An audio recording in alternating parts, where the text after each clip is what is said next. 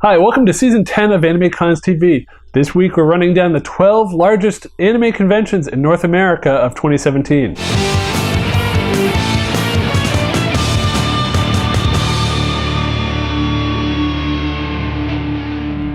Hi, welcome to AnimeCons TV. I'm Patrick Delahanty.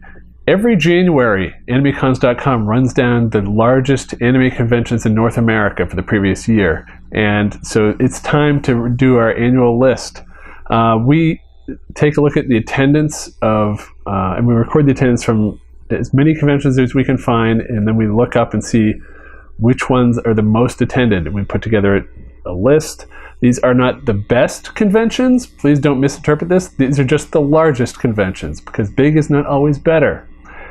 There's a lot of really great small conventions out there and mid-sized conventions, so please check those out as well. Before we get to running down the list, I want to define some of the terms that I'll be using. There's different ways that conventions will measure attendance. The most popular way, and it's used by a lot of professional conventions and trade shows, and a lot of comic conventions, it's called turnstile. And so what they do is they will count people multiple times. So, for example, there's a 3-day convention with 10,000 people coming in every day. They'll say that they had 30,000 people. They actually only had 10,000 people 3 times. Now, if they have 1-day tickets, and if people get 2-day tickets, and then other people get 3-day tickets, you'll end up with some weird number. So it's not, oh, it's a 3-day convention, I'll just divide that number by 3 and get the actual attendance. It's not like that. So these numbers are kind of misleading, because if there's a convention that's 4 days, it's going to have a higher number, naturally, than one that has 3 days.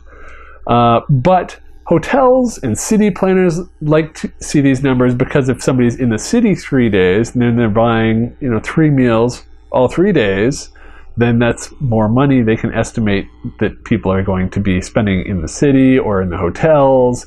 And so usually these numbers are used for that purpose. For our purpose, we want to compare apples to apples, and so we're just not using turnstile. We may mention it, but it's not what we used for comparison here. Another method that's used is called it's either total attendance or badge count or a warm body count. And that includes paid attendees, it includes press, guests, vendors, staff, basically anybody that's at the convention and wearing a convention badge.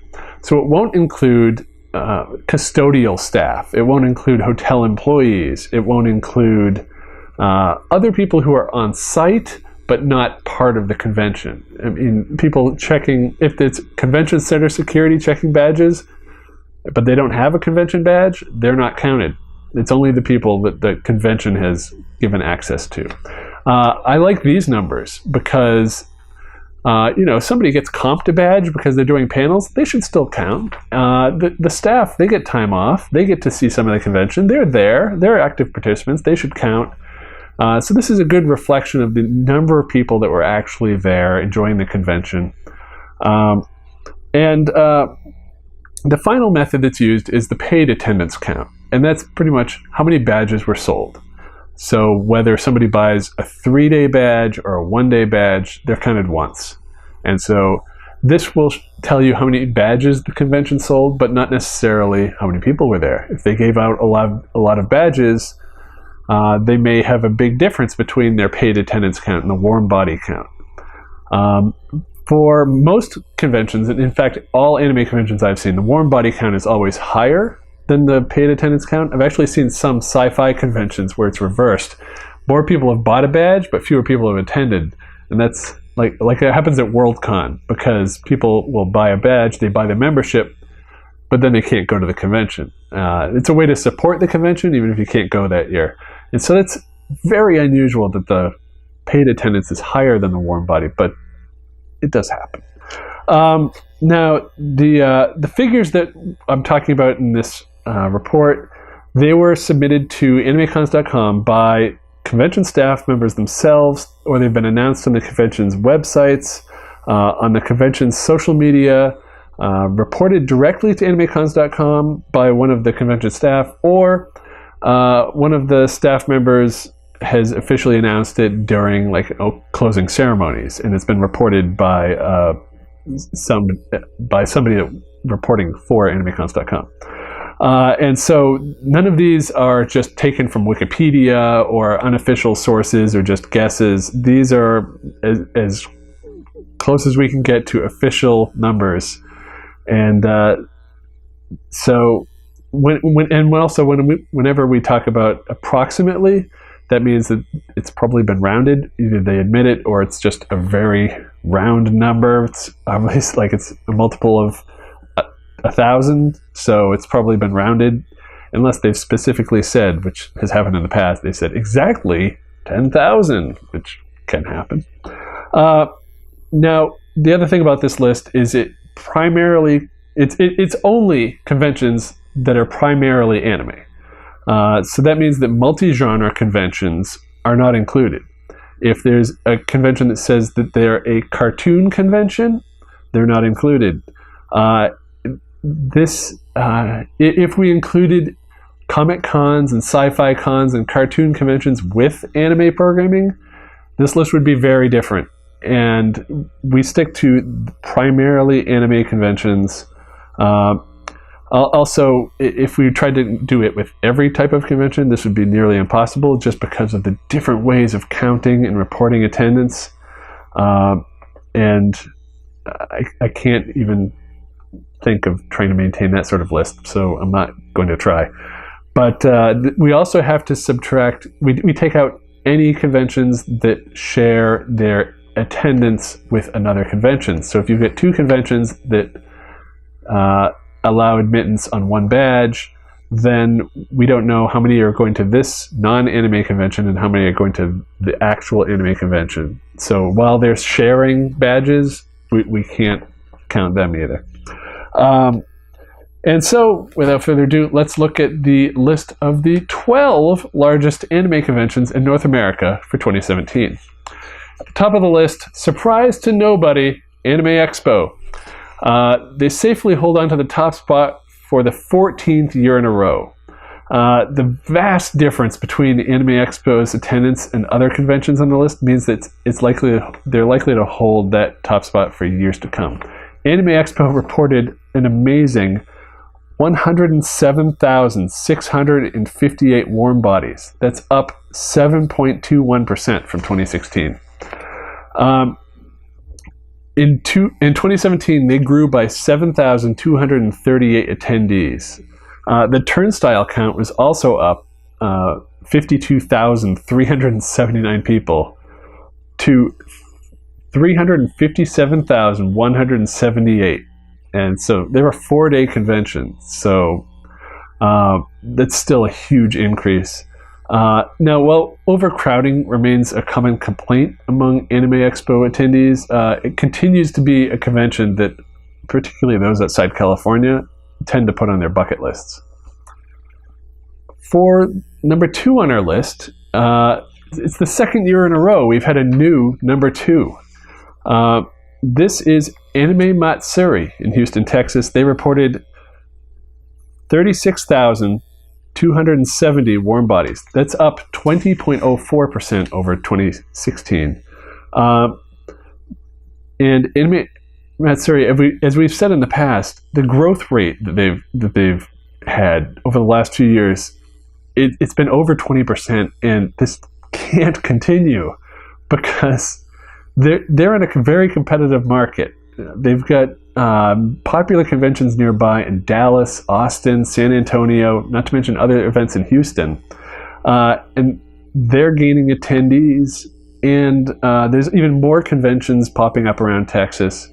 So I can't see this 20% growth rate continuing. But here we have it. They're the second largest on this list. Speaking of Texas, the number 3 convention is also in Texas, and it's held by the longest continually running anime convention in North America. That's ACON. This convention reported 33,102 warm bodies and 25,289 paid attendees. That's up 11.08% from 2016. The convention has had greater than 10% growth rate over the previous 3 years. So the slower growth this year may be attributed to the convention's 30-mile move from Dallas to Fort Worth. But ACON's still obviously a really popular destination for Texas anime fans. And fourth on our list, we head up north to Toronto with Anime North. They reported 32,167 warm bodies. This is the second straight year they've been in the fourth spot. And last year's attendance was 29,973 paid attendees. So because last year was paid attendees and this year is warm bodies, we're not able to calculate the growth percentage because it's comparing apples and oranges, but it definitely appears to be up. Moving up another spot this year, Anime Week in Atlanta Georgia. It's another one of the longest running anime conventions in North America. It comes in at number 5. They had approximately 31,500 warm bodies and 29,872 paid attendees. That's up 3.79% over 2016. And it's slower growth than the past few years, where AWA had reported more than 10% growth, but growth is growth. And although it was in the third spot last year, Anime Central in Chicago dropped to number 6 in 2017. They had reported 30,221 warm bodies. That's down 3.97% from 2016. The convention had rather significant growth in 2013. Let me actually check my chart. 2013, their growth, they have it as 18%. But over the last, since 2013, they've had less than 5% growth. And so this is the first reported decrease in attendance at Anime Central. And, hopefully they can get that back up next year. At number 7, Anime Boston. They move up a spot this year, even with an attendance drop of 4.18%. Their attendance was 25,848 warm bodies. Now, the turnstile attendance kind of dropped 5.19%, which would seem to indicate that more people were buying one-day badges. This is the second straight year that Anime Boston's attendance has dropped, and it's likely still attributable to the increased convention center security following guns that were seized during an August 2015 Pokemon Championship tournament in the same venue. As a result of that, the Convention Center Authority has increased security in the venue, and that caused long lines in 2016. And so, although the security problems were fixed in 2017 and the lines were significantly reduced over what they were in 2016, a lot of people have said that they were sitting out a year to see if the situation improved.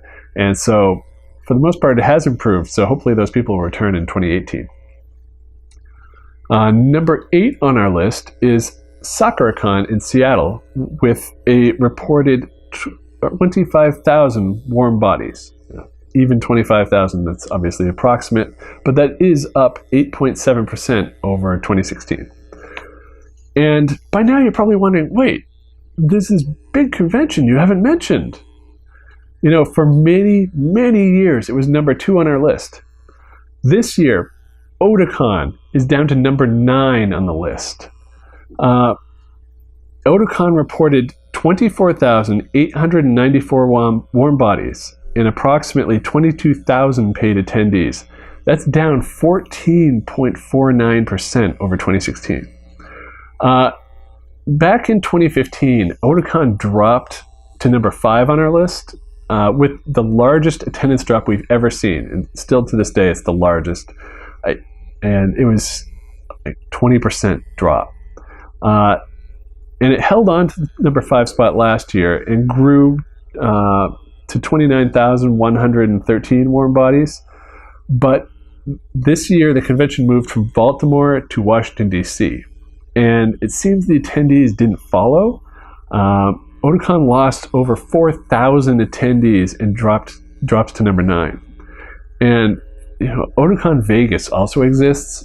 Even if you add in the Otacon Vegas estimated attendance, Otacon Vegas has been somewhere in the 2,000 range for attendance, like 2,000 to 2,500, somewhere in there. And even if you add that in, Otacon is still, I think they go to like number 7 on the list. They're still not where they used to be. With such a huge loss in attendance, I mean, this is huge. Hopefully Otacon has planned for something like this happening and they can financially move forward, because they've had a couple really bad years and they need to start pulling in more people, or at least be able to better plan and not have such significant attendance drops. That's not good. So Otacon is number 9 on our list. And number 10 is Detroit's Youmacon. They reported 22,142 paid attendees. That's up 5.26%. Last year, Youmacon and Otakuthon were essentially tied for the 10th spot with very little difference between them. But Youmacon has pulled just slightly ahead this year to clearly be ranked number 10. For number 11, it is Otakuthon. And like I said, they were tied essentially number 10 last year with Youmacon. But Otacon in Montreal reported 22,065 warm bodies. That's up 3.52% over 2016. And so that's 750 more people for a growth of 3.52%. Magnifique! For number 11, that is Otakuthon. And okay, we'll move on to number 12. That's a new convention. They had their first convention just back in November, and it's Anime NYC. They reported 20,000 warm bodies, approximately. And on their site, after the convention, it's actually not on the site now, but you can still see it via archive.org. Peter Tatara, the event director, was quite clear about their attendance reporting, saying, Anime NYC welcomed over 20,000 fans. That's not Turnstile, but 20,000 unique individual fans who came together to celebrate what we all love. And I like to think that he noted that it was not Turnstile and that it's unique, because there's been a few conventions in the past that have reported Turnstile attendance for their New York events. And New York Comic Con, New York Anime Fest comes to mind. So I'm glad he was clear that this is not Turnstile that he was reporting. Now, I do want to point out that there's less than 10% difference, only 2,881 people between the third and the 6th conventions on the list. There's also a difference of less than 1,000 people between the 7th and 9th conventions on the list, which essentially puts them in a 3-way tie. Now, this entire article, I've got all the numbers and all the details. You can find it on AnimeCons.com, and I also have a handy chart, which you can see here. On this chart, you can see the huge growth of Anime Expo over the last few years, and you can see the decline of Otacon as it goes from when it was the largest convention in 2003, and now it's down to the 9th. And you can also see how close all the other conventions are, and they just kind of squiggle back and forth together, and they're so close that it doesn't even matter. As always, I want to remind everybody again, this is not a list of the best conventions. I know there's going to be some website out there that takes my list and puts it out as the 10 best or 12 best conventions you have to see in blah, blah, blah. This has been done before. Don't fall for it. This is just the 12 largest conventions in North America for 2017. Next year's list will be different, and I can tell you why. This year, or 2018, Fanime is splitting Clockwork Alchemy, their steampunk event, to a separate event. Fanime has been disqualified from the list for the last few years because of this event, because they share badges. So if you buy a badge to one, you get into the other. So it's impossible to tell how many are there for the steampunk, how many are there for anime. Now, I'm pretty sure most of the people were there for anime and that they would have been on the list, but where on the list? That's the question. And so if we get numbers from Fanime in 2018, I'm pretty sure they'll be back on this list. Where they'll fall, that's anyone's guess. But it'll be very interesting to see. Now, also, because this is the largest events, please check out some of the smaller events near you. There's plenty of small and medium-sized anime conventions out there that are amazing. Some of my favorite conventions are the small ones because you get to meet new people, you get to experience so much more. And a lot of the small conventions have a lot of passion because they're small and they're very personal. And so please check out small conventions near you. You can find all these conventions listed on AnimeCons.com. Just go there, find your area and look for conventions there and check it out. You don't have to travel all the way across the country to go to some large event. Just go check out one near you. They're usually very inexpensive too. So please check out these small events. And also, if you want to see how the list has changed over the years, we've put together this list for every year since 2003. And so we have an article on AnimeCons.com, and you can go there and find links to our previous years to see what the list was like in 2003. Trust me, it was very different. And so if you're starting to plan your 2018 conventions, check out AnimeCons.com, find ones near you. Also, if you want to branch out besides anime conventions, we have FanCons.com. Not that many people know about that site. We list more than anime conventions there. We list all the fan conventions there. Comic conventions, video game conventions, anything you want. If it's a fan convention, it's there on FanCons.com. So check out that site. And if you're looking for a more niche event, try our specialty sites that we've set up. There's furrycons.com, steampunkcons.com, toycons.com, and videogamecons.com. So whether you're looking for an Anthrocon or PAX East or anything else, they're out there on those sites. And also I want to mention, if you want convention schedules delivered to you every week, we have flash briefings. So you can get the AnimeCons.com or FanCons.com flash briefings. You can find them on the Amazon.com store and get them on your Echo or your Alexa device. And just have it ask Alexa to play your flash briefing. I hope I didn't just trigger somebody's, but it will read you the conventions coming up next week. And finally, I want to mention that we have iOS stickers for AnimeCons.com. And so go get those if you're on an iPhone, and you can send them in the iMessage app. And we've got AnimeCons TV app on the Apple TV. So if you have an Apple TV, check out the AnimeCons.com or the AnimeCons TV app, and you can watch episodes right on your Apple TV on the big screen. And as always, please subscribe to us. You can find us on iTunes. You can find us in YouTube. Just hit the subscribe button. We're just over 900 subscribers as I record this on YouTube, and we'd love to hit 1,000 as soon as possible. So please help us out. Hit that subscribe. And if you have questions or comments about this list, you can leave them in the comments below on YouTube, or you can write to us at podcast@animecons.tv, or call our voicemail line at 762-ADEQUATE. That's 762-233-7828.